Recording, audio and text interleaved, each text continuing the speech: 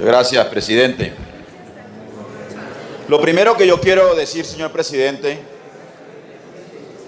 es que el presidente Iván Duque tiene una doble condición, señor presidente. Es jefe de gobierno y al mismo tiempo es jefe de Estado. Quiere decir eso que hay asuntos que se corresponden a la órbita del gobierno y hay otros asuntos que se corresponden a la órbita del Estado y a su compromiso como jefe de Estado. Y esta discusión sí que invita a hacer esa diferenciación. Porque claro, el presidente pudo haber expresado unas ideas en campaña y pudo haber expresado unas opiniones siendo senador de la República respecto al acuerdo de paz. Pero al presidente Duque y a su ministra del Interior, lástima que no esté esta tarde, hay que recordarle que el acuerdo de paz es un compromiso de Estado. No solo este, sino todos los acuerdos de paz. Los acuerdos de paz de la década del 90, incluso sin que se incorporaran en el bloque de constitucionalidad, aun cuando la constituyente en todo caso fue un pacto de paz parcial y todo, pero pacto de paz al fin y al cabo, y sin que hubiese estado mediado por un plebiscito que la ratificara, que lo ratificara, ese acuerdo de paz obligaba a los gobiernos a cumplir ese compromiso de Estado. Y eso es lo que está obligado a hacer el presidente Iván Duque. Eso fue a lo que se comprometió cuando juró en su posesión presidencial cumplir con la Constitución y con la ley. No solo porque este acuerdo de paz, a diferencia de los anteriores, está incorporado en la Constitución, fue además soportado por una agenda y por una acción legislativa y fue además ratificado por la Corte Constitucional, sino porque la palabra del presidente Santos no solo comprometió al presidente Santos, sino que comprometió al Estado colombiano. Y me parece absolutamente grave que el Estado colombiano incumpla la palabra y la firma de un acuerdo de paz. Segundo, señor presidente, ¿de qué conflicto estamos hablando? Este es un conflicto que se originó por allá en la década de los 50 y de los 60 y que además tiene como trauma de nacimiento un pacto político entre los partidos liberal y conservador, el denominado Pacto del Frente Nacional, que excluyó a las demás fuerzas políticas y que monopolizó en manos de las élites de esos dos partidos el ejercicio de la política en Colombia. Continúe, señor senador. No solo eso, este es un conflicto con profundos anclajes territoriales. Es que lo que está ocurriendo en el Catatumbo, para responderle también a la ministra, que fue felicitada ayer por quien presidía la sesión, el conflicto del Catatumbo no apareció en los 8 años de Santos.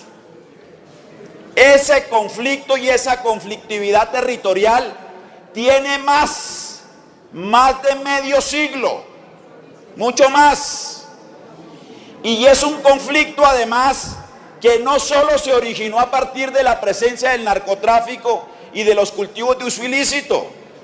Es que cuando ocurrieron los bombardeos de Guayabero, del Pato y de Marquetalia, a la que hacía referencia una senadora en el día de ayer, en esas regiones no existían cultivos de uso ilícito, ni existía el narcotráfico.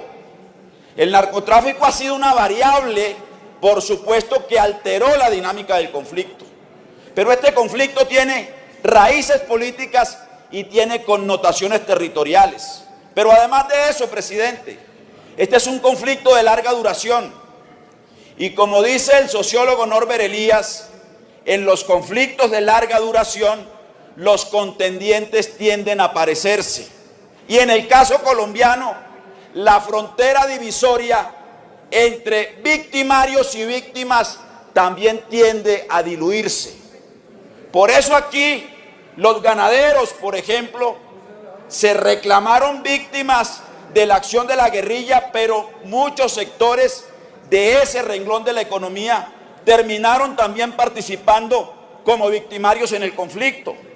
Y lo propio ocurre con buena parte de la sociedad colombiana. Aún así, por eso, lo recordarán los colegas del Partido Liberal, Luis Fernando Velasco, en la discusión de la ley de víctimas, tuvo que precisarse a qué hacíamos referencia cuando hablábamos de víctimas del conflicto colombiano, que es muy distinto a las víctimas del cono sur, por ejemplo, de las dictaduras o de conflictos en otros lugares del planeta.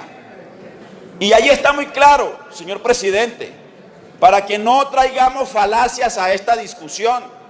Allí está muy claro que cuando un miembro de la fuerza pública comporta esas características que define la ley, pues esa es una víctima, y es una víctima como cualquier otra.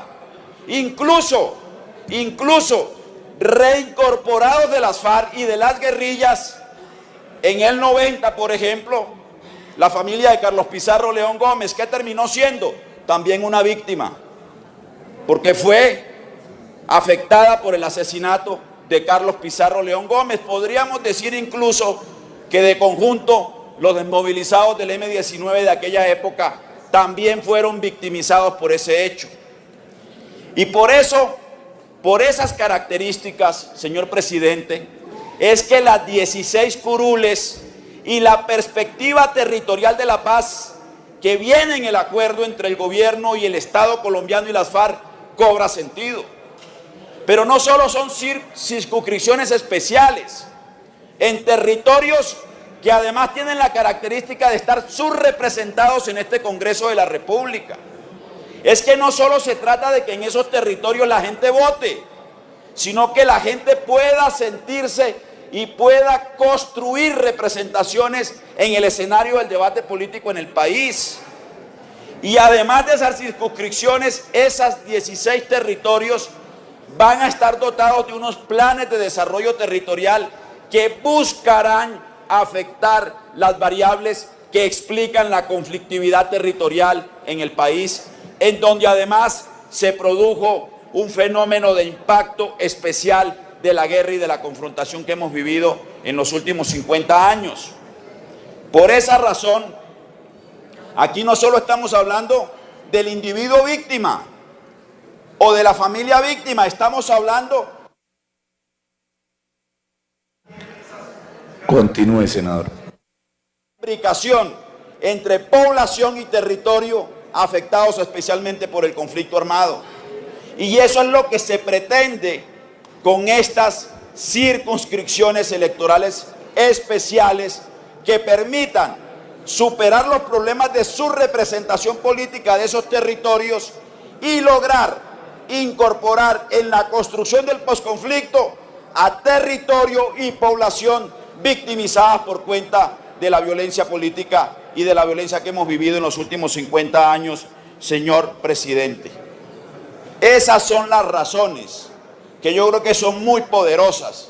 Yo me preguntaría, ¿y cuál es el problema? ¿Cuál es el problema de que esas víctimas que además están delimitadas en este proyecto de acto legislativo, que además no van a ser sustituidas en su representación por los partidos con personería jurídica? ¿Cuál es el problema para que esos territorios y sus víctimas pueden incluso participar los que salieron, pero que son originarios de esos territorios? ¿Cuál es el problema para que los tengamos aquí representando esas regiones y representando a esas comunidades que fueron afectadas de manera especial por el conflicto. Yo creo que por el contrario, estamos colocando en el corazón de un proyecto de reconciliación nacional a las víctimas y a los territorios en los cuales fueron violados sus derechos y desde los cuales pueden reclamar la verdad, la justicia, la reparación, la no repetición y la participación política como agentes constructores del posconflicto y de la paz en Colombia, señor presidente. Muchas gracias. Tiene la palabra el senador Alejandro Corrales.